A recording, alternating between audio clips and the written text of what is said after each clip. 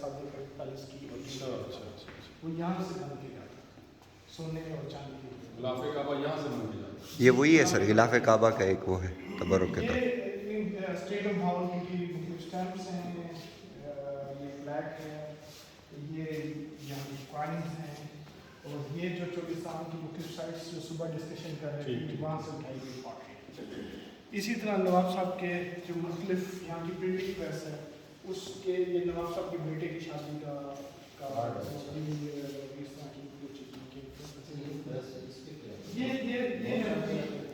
یہ basically printing press ہے، یہ یونیفارم ان کی ہے سر۔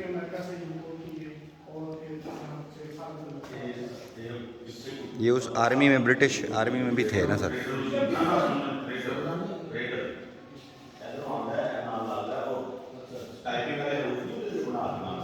یہ اوریجنل ADC کی یونیفارم ہے۔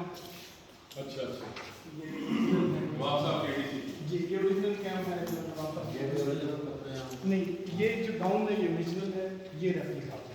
پھر اس کو ہم نے 2018 19 20 کے اندر اس کو رینوویٹ کیا تو یہ چھت سے نکلی ہیں ٹائلس وغیرہ جو اوریجنل تھی وہ ریپلیس کی گئی ہیں تو اوریجنل ہوگا جی یہ وہ اوریجنل ہے، گاؤن یہ اوریجنل ہے، بیلٹ یہ اوریجنل ہوگی۔